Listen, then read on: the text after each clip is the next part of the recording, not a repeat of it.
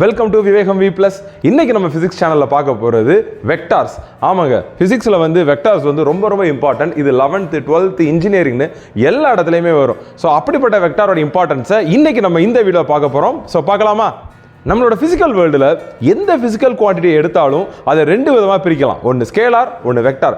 So physical வேர்ல்டில் இருக்க physical குவான்டிட்டினா என்ன அப்படின்னா, பிசிக்கல் குவான்டிட்டிங்கிறது எதெல்லாம் நம்மளால மெஷர் பண்ண முடியுமோ அதை பொதுவாக சொல்லக்கூடிய வேர்டு தான் பிசிக்கல் குவான்டிட்டி. ஸோ மெஷர் பண்ண முடியக்கூடிய எல்லாமே பிசிக்கல் குவான்டிட்டி தான். அந்த பிசிக்கல் குவான்டிட்டியை ரெண்டு விதமாக பிரிக்கலாம். ஒன்று ஸ்கேலார், இன்னொன்று வெக்டார். ஸ்கேலார் அப்படின்னா நம்ம மெஷர் பண்ணுறப்ப அதோட மேக்னிடியூடை மட்டும் கன்சிடர் பண்ணோம் அப்படின்னா அது ஸ்கேலார். ஒருவேளை நான் மேக்னிடியூடையும் டைரக்ஷனையும் சேர்த்து மெஷர் பண்ணேன்னா அதுக்கு பேர் வெக்டார். ஸோ மேக்னிடியூடுங்கிற வார்த்தைக்கு பாதி பேருக்கு அர்த்தமே தெரியாது. ஸோ மேக்னிடியூட்னா என்னன்னா அளவு. இப்போ ஒரு கடைக்கு போய் நான் 5 கிலோ சக்கரை வாங்குறேன் அப்படின்னா 5 kgங்கிறது மேக்னிடியூட்.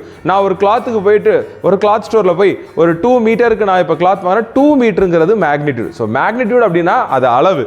ஸோ ஒரு சில பிசிக்கல் குவான்டிட்டிஸில் நம்ம மேக்னிடியூடை மட்டும் தான் ரெப்ரசென்ட் பண்ணுறோம். சில பிசிக்கல் குவான்டிட்டிஸில் மட்டும் தான் மேக்னிடியூடை ரெப்ரசென்ட் பண்ணுவோம், டைரக்ஷனும் ரெப்ரசென்ட் பண்ணுவோம். இப்போ அதுக்கு ஒரு நல்ல எக்ஸாம்பிள் பார்க்கலாம். இப்போ நான் ஒரு கடைக்கு போகிறேன், 5 kg ஆஃப் ரைஸ் கேட்குறேன். ஸோ அவங்க 5 kg ஆஃப் ரைஸ் தராங்க. இது ஒரு ஸ்கேலார் குவான்டிட்டியோட எக்ஸாம்பிள். ஏன்னா 5 kg மட்டும்தான், அது எந்த டைரக்ஷன் சொல்லணும்னு அவசியமே கிடையாது. பட் ஒருவேளை நான் சென்னையில இருந்து கன்னியாகுமரி போகணும் அப்படின்னா எனக்கு டிஸ்டன்ஸ் தெரியும், ஒரு 500 கிலோமீட்டர் இல்லை 600 கிலோமீட்டர் டிஸ்டன்ஸ் பண்ணும். ஆனால் அது மட்டும் போதுமா அப்படின்னா கண்டிப்பாக போதாது. நான் எந்த டைரக்ஷனில் போகணும்னு சேர்த்து சொன்னால் மட்டும்தான் I can able to go. So அதனால அது வெக்டாரில் வரும். ஸோ இந்த வேர்ல்டில் ஒரு விஷயத்தை நம்ம மெஷர் பண்ணுறப்ப, ஒரு பிசிக்கல் குவான்டிட்டியை மெஷர் பண்ணுறப்ப நம்ம அதோட மேக்னிடியூடை மட்டும் கன்சிடர் பண்ணோம்னா அது ஸ்கேலார். மேக்னிடியூட சேர்ந்து டைரக்ஷனையும் நம்ம அக்கௌண்ட்ல எடுத்துக்கணும்னா அது வெக்டார். வெக்டார் தான் நமக்கு மேக்ஸிமம் ஆஃப் த பிளேசஸ்ல யூஸ் பண்றோம் when it comes to the physics. ஏன் அப்படின்னா, ஃபார் எக்ஸாம்பிள் சொல்றேன். இப்போ நான் இந்த ரூம்ல நிக்கிறேன். இந்த ரூமோட கார்னர்ல ஒரு காஃபி கப் இருக்கு. அந்த காஃபி கப்புக்கு நான் போகணும். என்னை பிளைண்ட் ஃபோல்ட் பண்ணியாச்சு. ஓகே, பிளைண்ட் ஃபோல்ட் பண்ணிட்டு சொல்றாங்க இங்க இருந்து 20 feet தள்ளி அந்த காஃபி கப் இருக்கு அப்படின்னு. ஸோ 20 feet தள்ளி காஃபி கப் இருக்குன்னு சொன்னா போதுமா அந்த டேட்டா? கண்டிப்பா போதாது. ஏன்னா 20 feet ஆர் 20 மீட்டரோ ஏதோ ஒன்று இருக்கு. ஆனா அது எந்த டைரக்ஷன்ல இருக்குன்னு சொன்னாதான் நான் போக முடியும். ஏன்னா நான் பிளைண்ட் ஃபோல்டட். ஸோ ஒரு விஷயத்தை எக்ஸாக்டா லொகேட் பண்றதுக்கு வெக்டார்ஸோட சப்போர்ட் ரொம்ப முக்கியம். வெக்டார்ங்கிறது ரொம்ப சிம்பிள். ஒரு ஆரோ மார்க் மட்டும் தான் இருக்கும். ஒரு ஆரோ மார்க் தான் வெக்டாரோட main simple. So first vectors எடுத்துக்கிட்டோம் அப்படின்னா நம்ம ஞாபகம் வேண்டியது, it has both magnitude and direction. Second, it is represented by an arrow. For example, இங்க நான் வரையறேன் ஒரு பாடி, ஒரு ஹெட். இதை tail and headம்பாங்க இந்த ரீஜியனை. So this is called as tail and this is called as head. Okay. அடுத்த point என்ன சொல்லியிருக்கோம் அப்படின்னா, length of the vector will indicate the magnitude. For example, இப்போ 2 பேர் இருக்காங்க, பர்சன் ஏ பர்சன் பி. பர்சன் ஏ 5 metre travel பண்றாருன்னா அவருக்கு ஒரு ஆரோவும், பர்சன் பி 8 மீட்டர் டிராவல் பண்றாருன்னா அவரோட ஆரோ அதை விட கொஞ்சம் பெருசாக தான் வரணும். இதான் வெக்டாரோட ஃபர்ஸ்ட் ரூல்ஸ். ஏன்னா எவ்வளவுக்கு எவ்வளோ உன்னோட மேக்னிடியூட் நமக்கு மாறுதோ அவ்வளோக்கு அவ்வளோ அந்த வெக்டாரோட நீளமும் மாறணும். ஸோ இது ஃபர்ஸ்ட் பாயிண்ட் நம்ம எப்பவுமே ஞாபகம் வேண்டியது. ரெண்டாவது, அந்த வெக்டாரோட ஆங்கிள். சப்போஸ் அந்த பர்சன் 30 டிகிரி போறாரு அப்படின்னா 30 டிகிரி 5 மீட்டர்னா இப்படி வரையணும் 5 மீட்டருக்கு. ஸோ ஒரு 30 டிகிரி.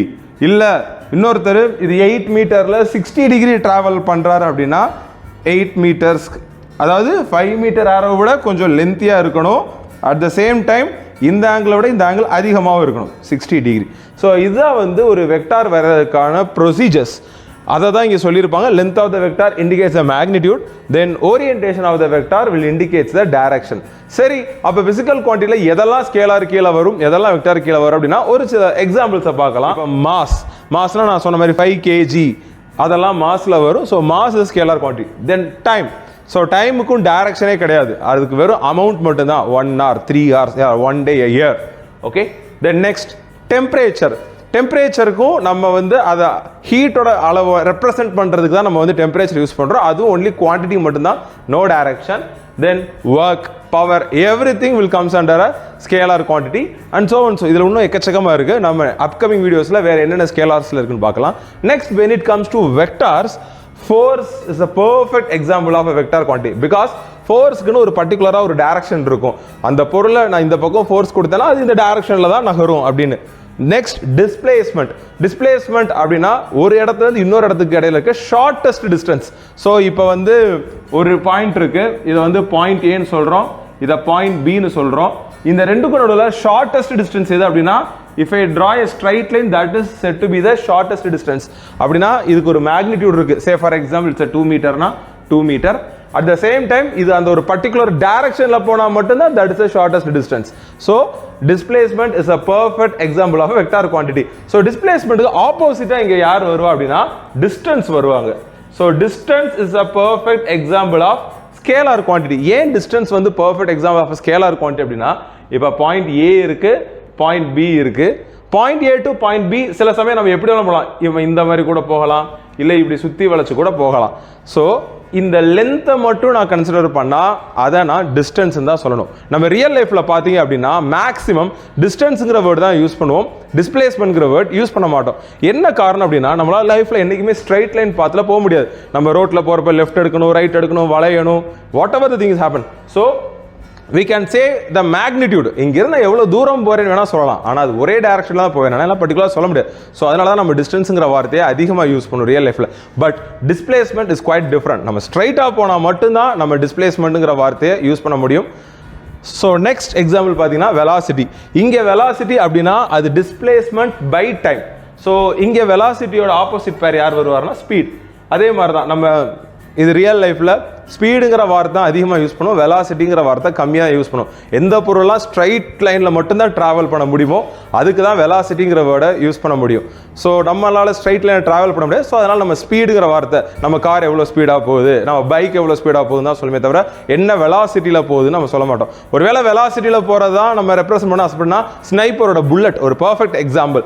ஸ்னைப்பர் புல்லட் ஒருவேளை விண்ட் எதுவுமே ஃப்ளோ ஆகலை அப்படின்னா அந்த புல்லட் எக்ஸாக்டாக ஸ்ட்ரைட் பாத்தில் போகும், அதுக்கு டார்கெட் பண்ண ரேஞ்சுக்குள்ள. இப்போ அந்த கன்னோ இப்போ அந்த ஸ்னைப்பர் கன்னோட ரேஞ்ச் வந்து ஒரு 200 மீட்டர்ஸ் 300 மீட்டர்ஸ்னா அது வரைக்கும் எந்த விண்டோட ரெசிஸ்டன்ஸ் எதுவுமே இல்லைன்னா அது வாட்டுக்கு ஸ்ட்ரைட் லைன்ல போகும். அப்போ நம்ம வெலாசிட்டி ஆஃப் த புல்லட்னு சொல்லலாம். பட் ஆனால் நம்ம வந்து velocity of the bike, velocity of the கார்னு சொல்ல முடியாது, பிகாஸ் நம்ம வளைஞ்சு போகிறோம். Only we can have a magnitude. So next பார்த்தீங்கன்னா டார்க் அண்ட் எலக்ட்ரிக் ஃபீல்ட். இதெல்லாம் அப்கமிங் டாபிக்ஸ்லாம் நம்ம பார்ப்போம். டார்க் எலக்ட்ரிக் ஃபீல்ட்லாம் எப்படி வெக்டார் குவான்டிட்டியில் வருது. அதே மாதிரி வெக்டாரில் எக்கச்சக்க டைப்ஸ் இருக்குது. Unit vector, like vectors, unlike vectors, orthogonal vectors, இப்படி எக்கச்சக்கமாக இருக்குது. அப்கமிங் வீடியோஸில் நம்ம வெக்டார்ஸை இன்னும் நம்ம டீட்டெயிலாக பார்க்கலாம். இந்த மாதிரியான இன்ட்ரெஸ்டிங் இன்ஃபர்மேஷன்ஸ்க்கு நம்ம V+ அகாடமி சேனலை ஃபாலோ பண்ணுங்கள். தேங்க்யூ.